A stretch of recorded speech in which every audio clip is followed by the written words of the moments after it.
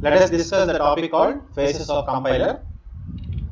So what are the various phases of compiler? See, we already know that compiler is a program which takes the input of high level language, converts that input into low level language. So I told you that compiler is not a single program. Compiler is a collection of several programs. So that's why we have divided the compiler programs into two phases. One is analysis phase, another one is synthesis phase. What is analysis phase? Lexical analyzer, syntax analyzer, semantic analyzer. All the three phases comes under the category of analysis phase. Both code optimization and code generation will comes under the category of synthesis phase. And in between we have another phase called intermediate code generation. Okay. So now let us discuss about lexical analysis. What is lexical analysis? It is nothing but scanning the characters given in the input. When I write a program, C program, so each and every character in the C program will be identified by a lexical analyzer program. So it divides the source statement into tokens. It identifies the source statement and it divides into tokens. You see the example here. For example, the statement we have taken is position equal to initial plus rate into 60. Position variable equal to initial variable plus rate variable into 60. So otherwise you can take another way also. X equal to a plus b star 60. See, 60 is the constant. Position, initial, rate, all these three are identifiers. 60 is the constant. Equal to is operator, plus is operator, star is operator here. So like that each and everything will be scanned by the lexical analysis program. What is identifier 1? Identifier 1 is position. Identifier 2 is, you see here, position is identifier, equal to is assignment symbol, initial is identifier, plus operator or plus symbol, rate is an identifier, star is a multiplication symbol, 60 is the number. So that is nothing but constant, 60 is the constant. So like that it will identifies. So it is giving the name for position as identifier 1. You see on the right hand side, it is giving the name for the position as identifier 1, equal to operator as it is. For initial variable it is giving identifier 2 as a name, and plus symbol it will recognize as the operator, and rate will be recognized as identifier 3, and after that it is star symbol and then 60. 60 is the constant. So like that lexical analyzer program will identify each and every number or each and every symbol in the statement as identifiers or operators or some constants. It will recognize us like that. This is the main objective of lexical analysis phase. And what is our next phase? Syntax analysis. Now we will see the syntax analysis objective. What the syntax analysis will do? See now. So syntax analysis will construct a parse tree. How it is constructing parse tree? You see, from the given statement, we will give priority for identifier 3 and 60. First of all, we will give priority for identifier 3 and 60. We will multiply both of them first. So that's why identifier 3 and 60 will be multiplied first.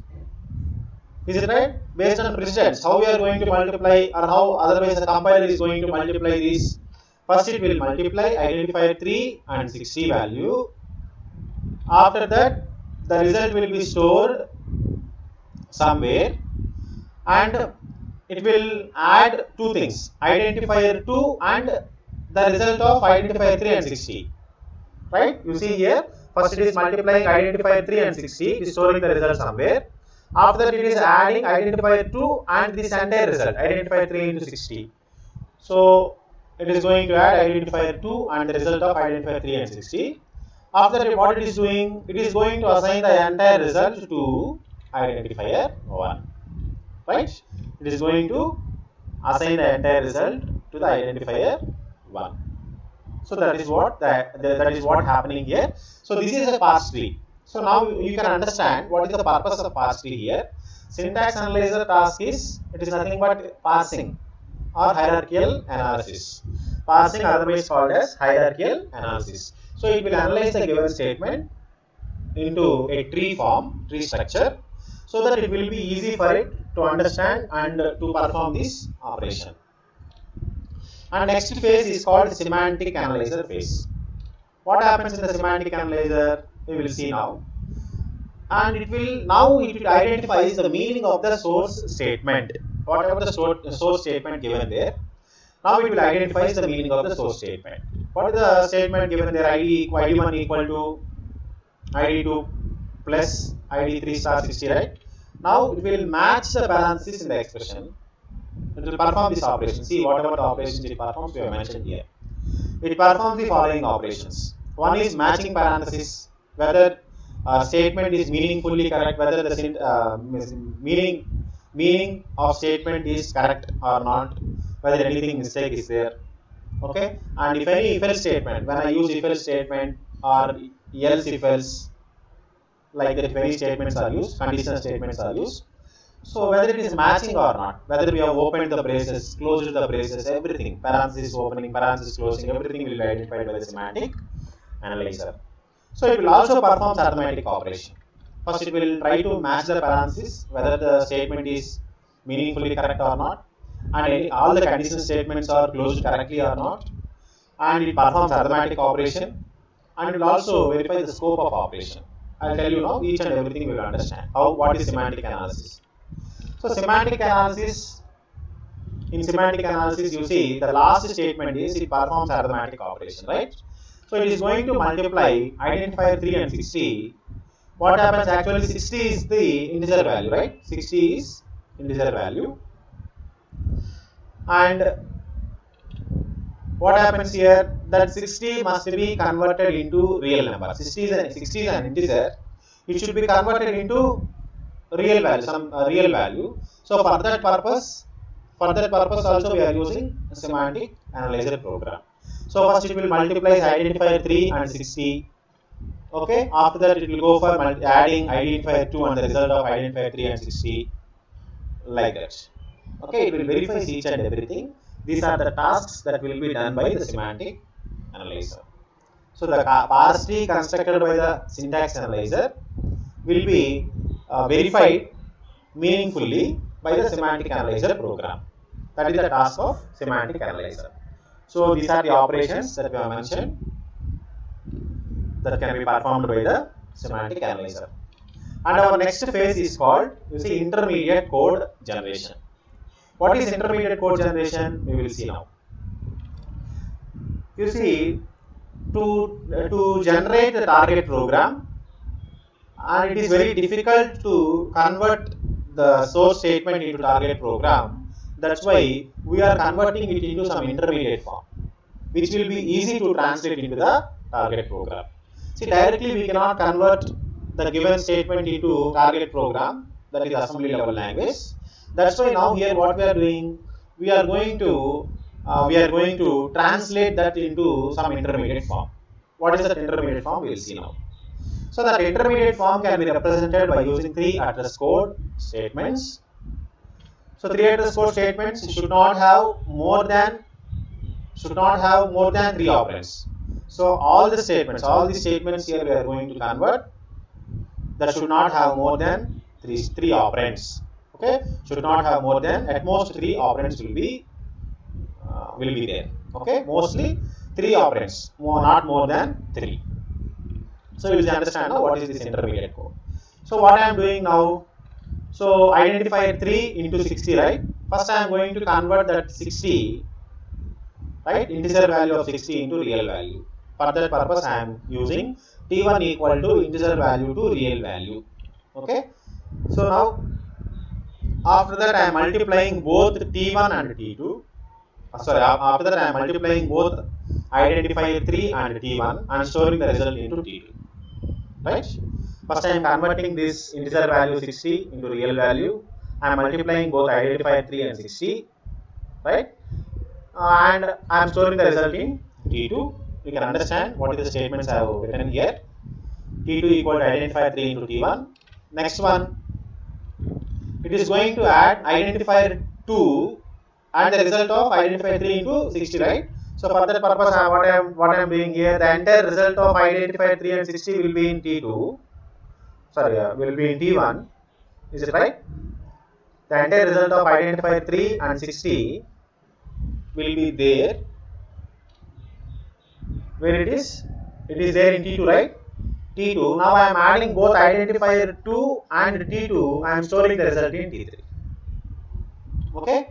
And next what I am doing finally, the result is in T3, that I am bringing that result into the identifier 1. So nothing is here, you don't confuse here. Intermediate code generation means directly we cannot convert the given statement into target code. For that purpose, we are converting into some intermediate form by using 3 address code statements. 3 address code means whatever the statement we will take here from the parse tree, that should not have more than 3 variables or 3 operands. That is the main thing we need to understand clearly. So this is called intermediate code generation. After that, the next two phases is where we now came to the synthesis phase. In synthesis phase, we have two phases lastly, code optimization and code generation. We will see now what is code optimization. So what is this code optimization? It is an optional phase. Without this phase also, our program will execute. But why we are using this phase? To improve the intermediate code or to have a faster execution of the code. What happens when I have more number of statements?